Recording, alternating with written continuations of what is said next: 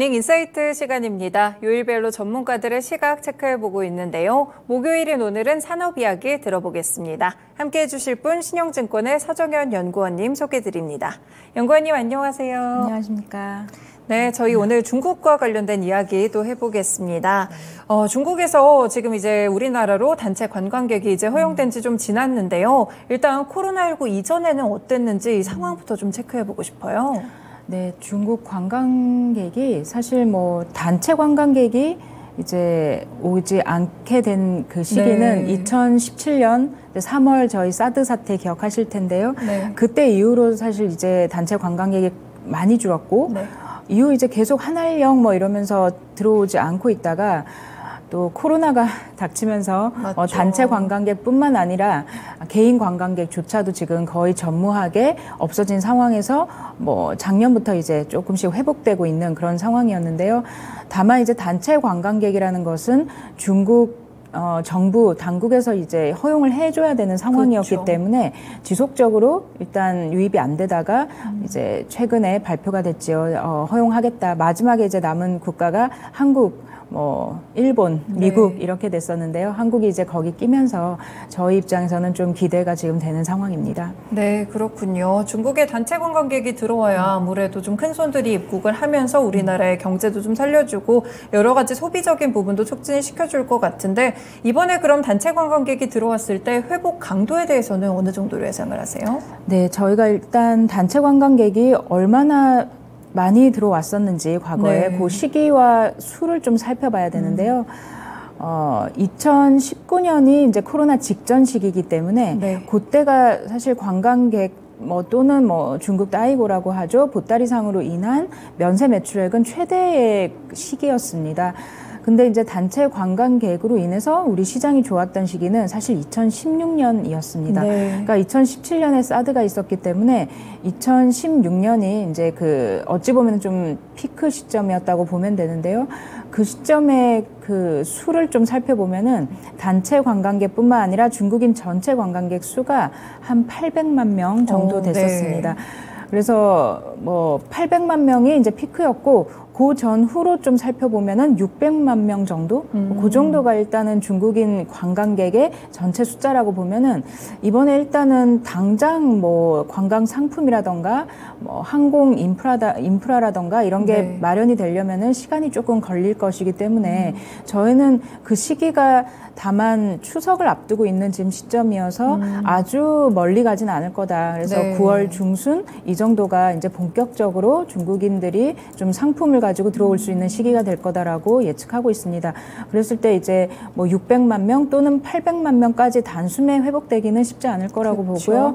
당장 이제 내년 정도를 봤을 때 최소 300만 명 이상은 그래도 회복되지 않을까. 상당히 빠르게 확 높아질 수도 있지만 지금 우리 한국인들도 보면은 해외 여행 많이 가시잖아요. 그래서 막혀있던 게 뚫렸을 때는 좀 이성적이라기보다는 상당히 빠르게 좀 회복이 될 수도 있습니다만 저희가 좀 그냥 일반적인 수준에서 좀 예측을 하자면 한 절반 정도는 빨리 회복될 수 있을 것 같다. 그러면 300만 명 정도 수는 유입이 되지 않을까 이렇게 보고 있습니다. 네, 그렇군요. 아무래도 이제 중추절까지 앞두고 있기 때문에 특수를 좀 노리면서 중국 관광객들이 많이 오지 않을까 이런 생각이 좀 들고 있는데요. 이 중국 관광객을 하면은 보통은 이제 명동이 많이 생각이 나거든요, 저는.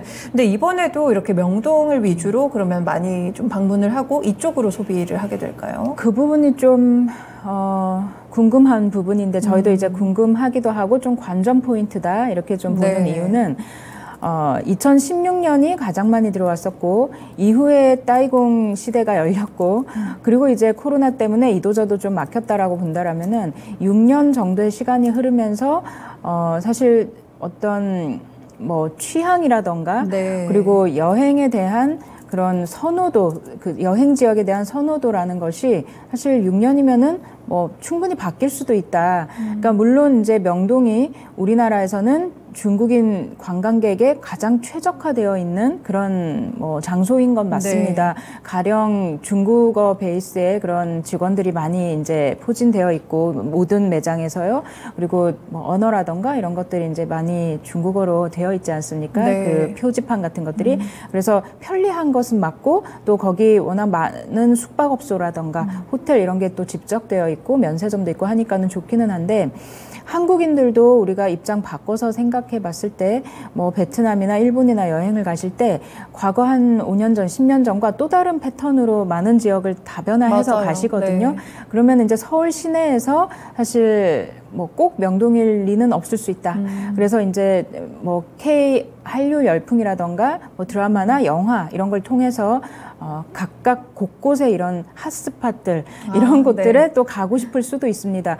근데 이제 관건은 저희는 그렇게 생각하는데 관건은 그런 상품들이 만들어져야지 그렇죠. 이제 동선이 짜지는 거잖아요. 네. 그래서 현재까지 저희가 중국 대표 여행 상품 업체인 Ctrip이나 이런 사이트에 들어가서 좀 보면 그래도 가장 우선적으로 출시되는 여행 상품은 일단 제주도인 것 같고, 네. 예, 그리고 이제 서울, 이 한국의 서울 지역의 뭐 3박 4일, 4박 5일 이런 패키지 상품들을 봤을 때는 그래도 명동 중심으로 광화문, 강북 일대 여기를 좀 많이 돌긴 하더라고요, 아직까지는. 네. 그래서 9월 달 가서 저희가 좀 더 면밀하게 지켜봐야겠다. 그러면 이제 어떤 회사에 좀 수혜가 될지 조금 더 판단이 될 것 같습니다. 그렇군요. 이제 9월에 대규모로 몰려왔을 때 어떤 여행 패턴을 가지고 또 중국인들이 여행을 하게 되는지 이 부분을 분석해보면 수혜 주가도 쉽게 파악을 해볼 수 있을 것 같습니다. 일단 말씀을 주신 대로 와서 중국인 관광객들이 이제 소비를 많이 하니까요. 하면은 이 소비에 대한 객단가라고 할까요? 규모가 좀 궁금한데요. 네.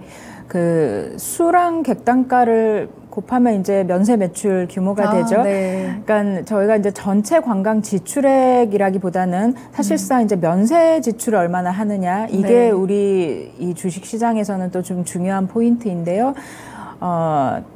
사람이 적게 들어오는데 전체 시장 규모가 지속 성장을 했기 때문에 사실 객단가가 되게 높아져 있습니다. 네. 현재는. 근데 객단가가 높은 이유는 한 명이 와서 많이 산다라는 건데 그게 이제 중국 따이공의 힘이 좀 컸었습니다.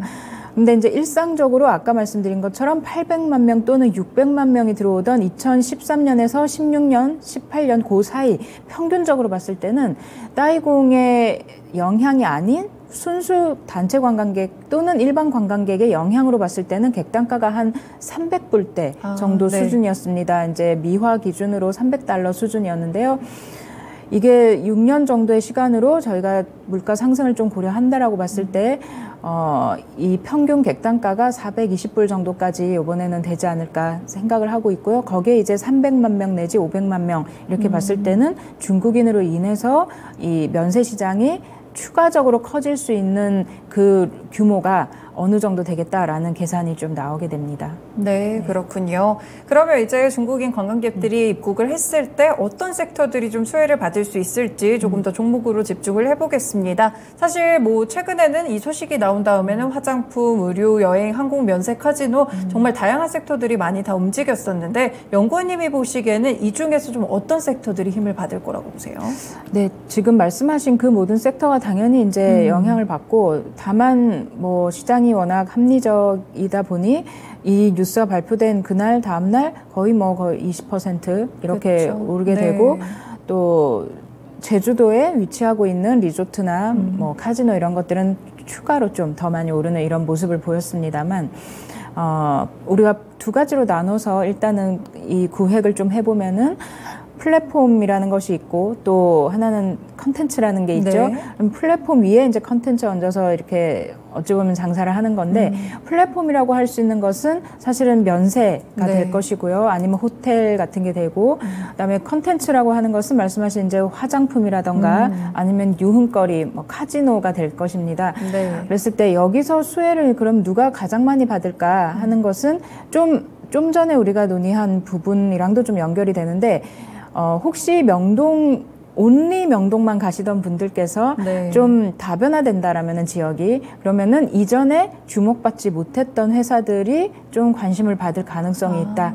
그래서 2018년도 기준으로, 그러니까 코로나가 온 것은 2020년이지만은 시장이 가장 좋았던 것, 시장이라는 것은 그 면세 시장 규모가 네네. 가장 컸던 것은 2019년. 그런데 이제 이걸 좀 선반영한다라고 봤을 때 주식 시장에서 면세 주가가 가장 좋았던 것은 2018년입니다. 네. 그래서 2018년 기준으로 좋았던 회사들은 사실은 명동에 위치하고 있는 회사들, 네, 이런 회사들이 이제 수혜를 많이 받았었고요.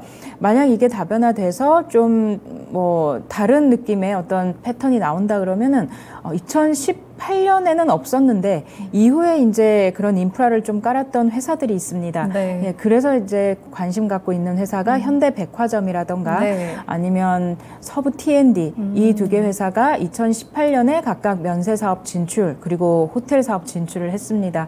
그래서 5년 동안 나름대로 이제 노하우도 많이 갈고 닦고 네. 또 사업 기반도 안정화 시켜놨기 때문에 여기서 이제 매출이 좀 확 늘어준다라면은 이익이 많이 날 수 있는 그런 판이 지금 되어 있다고 보고 있습니다. 네, 그렇군요. 현대백화점과 서부 T&D 두 종목을 또 같이 꼽아주셨는데 현대백화점은 아무래도 이제 면세 쪽으로도 갖고 있고 이제 백화점 쪽도 있잖아요. 네. 이 면세에 대한 비중 자체가 좀 큰가요? 어떤가요? 전체 매출로 우리가 봤을 때는 이제 백화점 전체 매출이 한 7조 원대, 네. 그 다음에 면세 매출이 작년 기준으로 2.5조 원대 이렇게 됩니다. 2.7, 2.5 이렇게 되는데요. 그러니까는 뭐 비중으로 보면은 10조 기준에 뭐 7대 3 정도 이렇게 본다라고 했을 때 면세 비중이 아주 큰 그런 상황도 아니지만은 그렇다고 생각보다 면세가 되게 컸네 이렇게 생각하시는 분들도 있을 수 네. 있습니다. 2, 3조면은 적은 건 아니니까요.